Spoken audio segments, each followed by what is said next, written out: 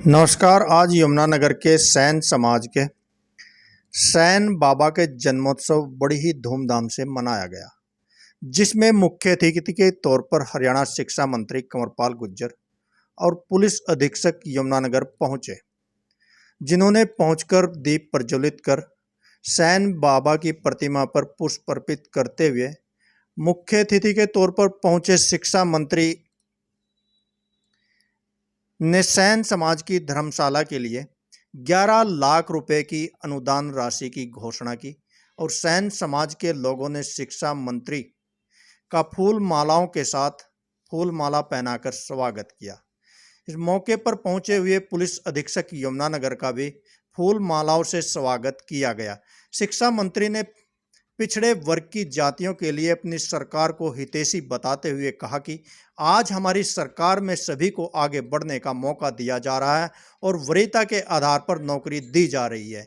लेकिन शायद मैं आपको बता दूं कि शिक्षा मंत्री यह बताते हुए भूल गए कि सरकार की वरीयता के आधार पर बिना पर्ची खर्ची के दी जाने वाली नौकरियों की पोल नौकरियों में हुए फर्जीवाड़ा खोलते हुए नजर आ रहे हैं। तो देखिए, यहाँ पहुंचे हुए शिक्षा मंत्री कंवरपाल गुर्जर ने और भी क्या कहा, तो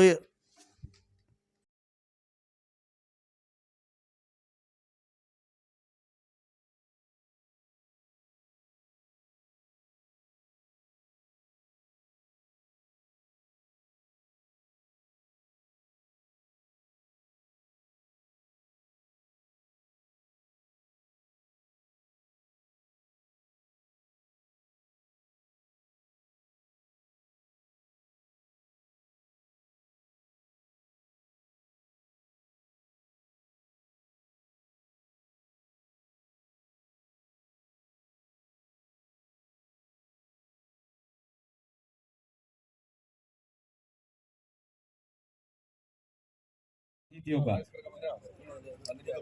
आज इस कड़ी में सबसे पहले आदरणीय हमारे चेयरमैन जी रविंदर सेन जी, एक बार ताली बजाएंगे इनके नाम की। आइए स्वागत करेंगे हमारे।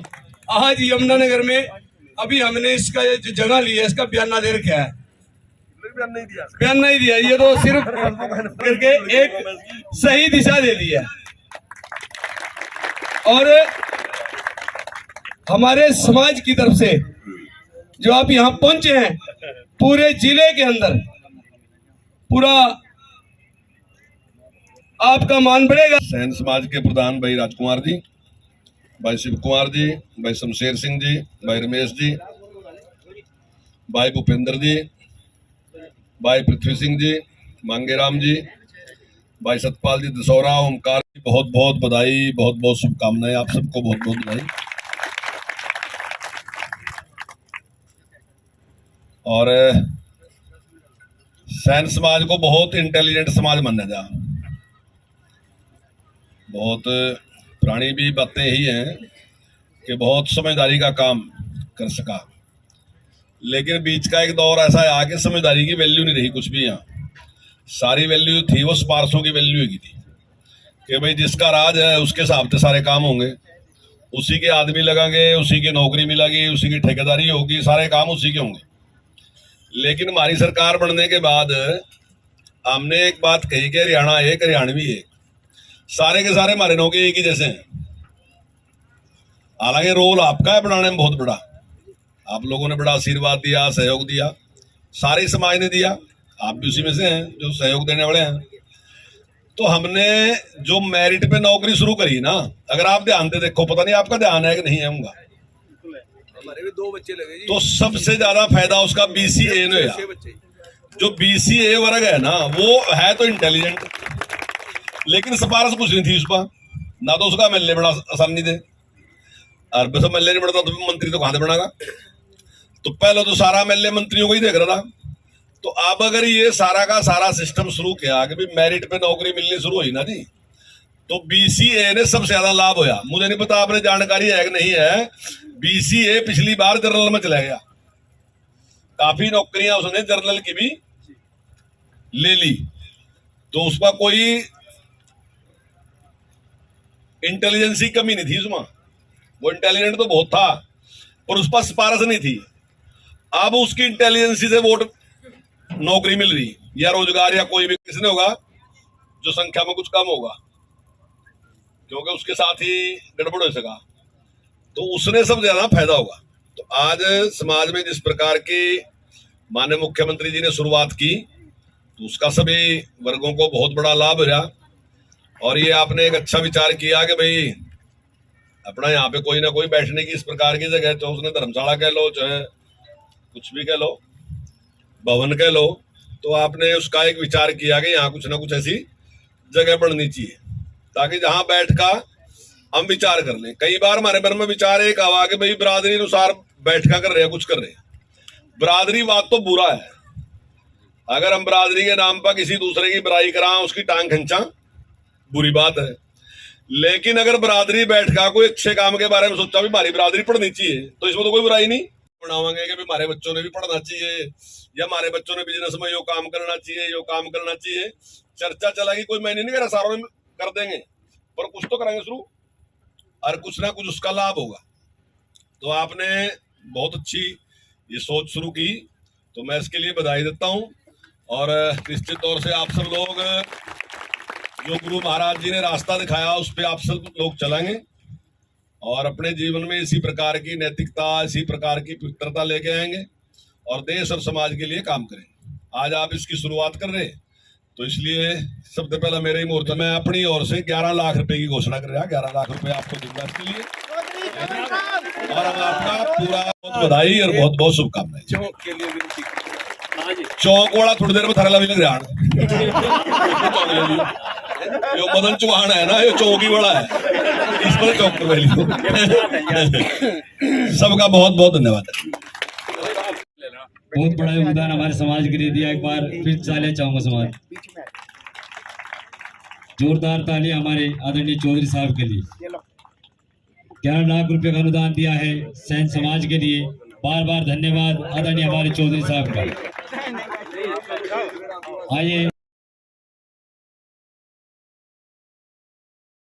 आदरणीय हमारे चौधरी साहब का इस पूरी सैन शक्ति समाज समिति की ओर से, हमारे इस पूरे सैन समाज की ओर से आदरणीय हमारे चौधरी साहब का बहुत बहुत धन्यवाद है।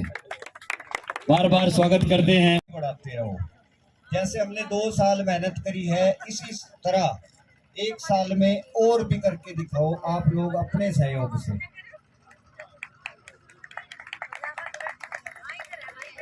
मैं आप सबका बहुत बहुत आभारी हूँ। आपका बच्चा आपसे आशीर्वाद लेता हूँ कि हमें इसी तरह हमारा हौसला बढ़ाते रहे। जय सिया राम, जय बाबा साहेब जी महाराज। और बार बार धन्यवाद आदरणीय हमारे चेयरमैन जी का। कहते हैं कि जिंदगी का शौक पाला नहीं जाता और शीशे का प्याला कभी उछाला नहीं जाता। कि जिंदगी का शौक कभी पाला नहीं जाता और शीशे का प्याला कभी उछाला नहीं जाता। मेहनत से संवर जाती है जिंदगी, हर काम तकदीर पर टाला नहीं जाता। आइए ऐसी मेहनत इस सहन शक्ति से पहुंच रहे हैं। बार बार धन्यवाद है आदरणीय हमारे एसपी साहब जी का। कमलदीप गोयल जी हमारे पीछे पहुंच रहे हैं, स्वागत कर रही है हमारी ये टीम, उनका बार बार धन्यवाद है, हार्दिक अभिनंदन है उनका। सैन समाज जिंदाबाद, सैन समाज जिंदाबाद। सैन तिथि दीप प्रज्वलित कर आज के इस सैन जयंती के आदरणीय हमारे दीप प्रज्वलित किया सैन जी महाराज का। सैन शक्ति समाज समिति की टीम एसपी साहब जी के साथ में दीप प्रज्वलित करते हुए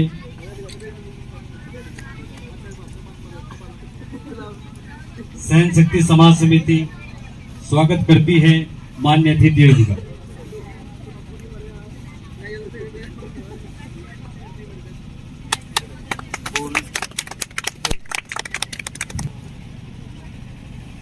आदरणीय हमारे अतिथि और पुष्पांजलि हमारे सैन जी महाराज के चरणों में।